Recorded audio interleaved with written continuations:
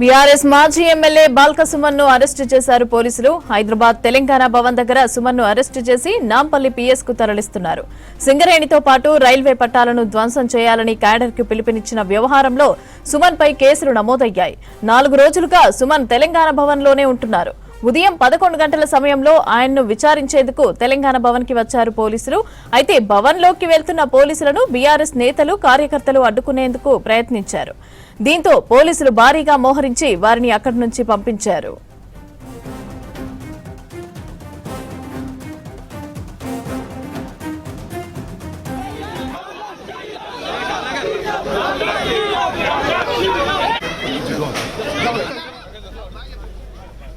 BRS మాజీ MLA Balka సుమన్ను arrest చేశారు పోలీసులు.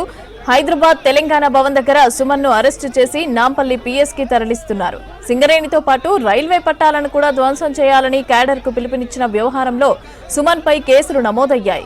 4 రోజులుగా సుమన్ తెలంగాణ భవన్ లోనే ఉంటున్నారు. ఉదయం 11 గంటల సమయంలో ఆయన్ను విచారించేందుకు తెలంగాణ భవన్ కి వచ్చారు పోలీసులు. అయితే భవన్ లోపలికి వెళ్తున్న పోలీసులను బీఆర్ఎస్ నేతలు అదేవిధంగా కార్యకర్తలు అడ్డుకునేందుకు యత్నించారు. దీంతో పోలీసులు భారీగా మోహరించి వారిని అక్కడి నుంచి పంపించారు.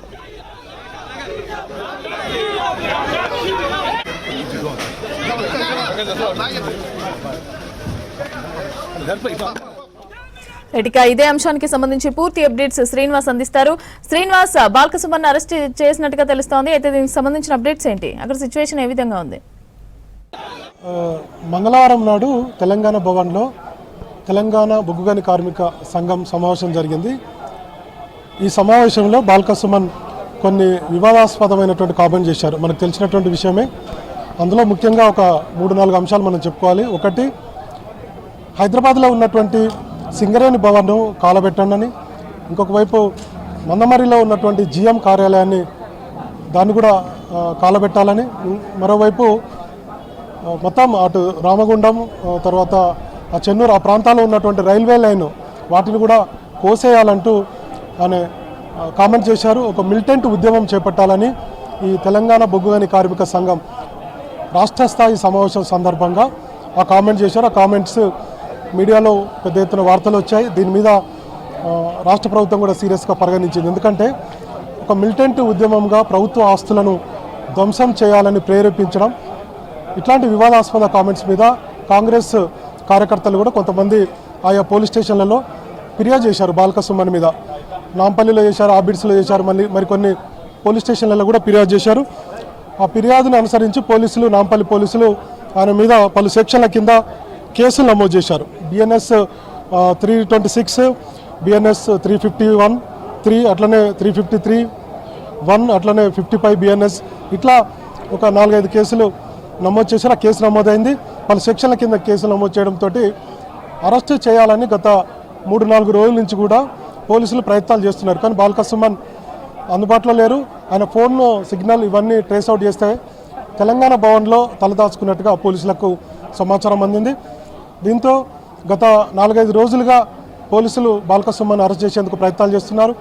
మంగళవారం నాడు బాల్క సుమన్ కామెంట్ చేయడం, ఆ తర్వాత బుధవారం కేసు నమోదు కావడం, అప్పటి నుంచి కూడా పోలీసులు ప్రయత్నాలు చేస్తున్నప్పటికీ బాల్క సుమన్ తెలంగాణ భవన్లోనే ఉంటున్నారు. బయటికి వెళితే పోలీసులు అరెస్ట్ చేస్తారన్నటువంటి భయంతో ఆయన తెలంగాణ భవన్కే పరిమితమయ్యారు. సో ఇంకొక వైపు పార్టీ నుంచి కూడా కొంత ఒత్తిడి వచ్చింది. ఎందుకంటే ఆయన చేసినటువంటి కామెంట్స్కు బీఆర్ఎస్కు తీవ్ర నష్టాన్ని చేకూర్చింది. ఒకవైపు ఏమో విధ్వంసానికి సంబంధించినటువంటి అంశాలు పెద్ద ఎత్తున ప్రజల్లో చర్చ జరిగే, రాజకీయ విశ్లేషకులు కూడా బాల్క సుమన్ తప్పుపెట్టారు. మరోవైపు కేసీఆర్, కేటీఆర్, హరీష్ రావు కూడా బాల్క సుమన్ చేసినటువంటి కామెంట్స్ను తప్పుపట్టినట్టుగా తెలిసింది, వివరణ అడిగినట్టుగా తెలిసింది. దీంతో ఆయన ప్రెస్ మీట్ కూడా పెట్టారు 2 రోజుల క్రితం. నేను సింగరేణి కార్మికులకు సంబంధించినటువంటి అంశం మీద, సమస్యల మీద మాట్లాడుతూ ఆ వ్యాఖ్యలు చేశాను, ఇంటెన్షన్గా చేయలేదని చెప్పారు. కానీ ఆ వ్యాఖ్యలు పార్టీకి కూడా నష్టం చేకూర్చే విధంగా ఉన్నాయని చెప్పి బీఆర్ఎస్ పెద్దలు భావించారు. సో ఫైనల్గా బీఆర్ఎస్ లీగల్ టీమ్ తోటి చర్చించారు. ఇంకొక వైపు పోలీసులు ఎట్లాగో అరెస్ట్ చేస్తారన్నటువంటి సమాచారంతో ఆయన హైకోర్టును కూడా ఆశ్రయించారు. బీఆర్ఎస్ లీగల్ టీం కూడా హైకోర్టును ఆశ్రయించి ముందస్తు బెయిల్ కోసం కూడా ప్రయత్నాలు చేశారు. కానీ ఈలోపు పోలీసులు ఆయన చేసినటువంటి వ్యాఖ్యల మీద అటు సోషల్ మీడియాలోనూ ఇటు రాష్ట్ర వ్యాప్తంగా పెద్ద ఎత్తున చర్చ జరుగుతుంది, పార్టీలో కూడా చర్చ జరుగుతుంది. బాల్క సుమన్ మీద కూడా కేటీఆర్, హరీష్ రావు, మిగతా అంటే కేసీఆర్ కూడా సీరియస్ అయినట్టుగా తెలిసింది. చాలామంది బీఆర్ఎస్లో ఉన్నటువంటి నాయకులు కూడా బాల్క సుమన్ కామెంట్స్ను తప్పుపెట్టారు. సో దానికి ఖచ్చితంగా రాష్ట్ర ప్రభుత్వం తీసుకున్నటువంటి చర్యలకు బాల్క సుమన్ ఆయన అరెస్ట్ కాక తప్పదన్నటువంటి అభిప్రాయం కూడా చాలామంది నాయకులు కూడా చెప్పారు. సో ఈరోజు ఉదయం నుంచి కూడా కొంత హైటెన్షన్ నెలకొన్నది తెలంగాణ భవన్ దగ్గర. ముందుగా పోలీసులు గేట్ దగ్గరికి వచ్చారు, ఆయనను అరెస్ట్ చేసేందుకు ప్రయత్నాలు చేశారు. ఇంకొక వైపు ఆయన ఎక్కడ మాట్లాడాడు, ఈ కామెంట్స్ చేసినప్పుడు ఎవరెవరు ఉన్నారనేది పోలీసులు గత 3-4 రోజుల నుంచి కూడా పంచనామా కోసం తెలంగాణ భవన్కి వస్తున్నారు. కానీ తెలంగాణ భవన్లోకి రావడానికి ఇక్కడ ఉన్నటువంటి కార్యకర్తలు కావచ్చు, లేదంటే తెలంగాణ భవన్లో ఉన్నటువంటి సిబ్బంది కూడా పోలీసులు లోపలికి అలౌ చేయడానికి అనుమతి ఇవ్వలేదు. కానీ ఈరోజు ఉదయం వచ్చినటువంటి పోలీసులు ఖచ్చితంగా అరెస్ట్ చేయాలన్నటువంటి ఉద్దేశంతో వచ్చారు. ఎందుకంటే ఆయన మీద నమోదైనటువంటి కేసులు చూస్తే కొంత మిలిటెంట్ మూవ్మెంట్ను లేదంటే ప్రభుత్వ ఆస్తుల ధ్వంసం చేసే విధంగా రెచ్చగొట్టేటువంటి వ్యాఖ్యలు చేశారు. కాబట్టి అరెస్ట్ చేసేందుకు పోలీసులు వచ్చామని చెప్పారు. సో పోలీసులకు అట్లనే బీఆర్ఎస్ కార్యకర్తలకు టీఆర్ఎస్వి కార్యకర్తలకు కొంత వాదోపాదాలు జరిగాయి, కొంత తోపులాట జరిగింది. పోలీసులని తెలంగాణ భవన్లోకి అనుమతించలేదు. దీంతో పోలీసులు తెలంగాణ భవన్ ఇన్ఛార్జి రావుల చంద్రశేఖర్తో కూడా పోలీసులు మాట్లాడే ప్రయత్నం చేశారు. మీరు కనుక బాల్క సుమన్ బయటకు పంపకపోతే మేమే లోపలికి వచ్చి అరెస్ట్ చేయాల్సి వస్తుంది అన్నటువంటి విషయాన్ని కూడా చెప్పారు.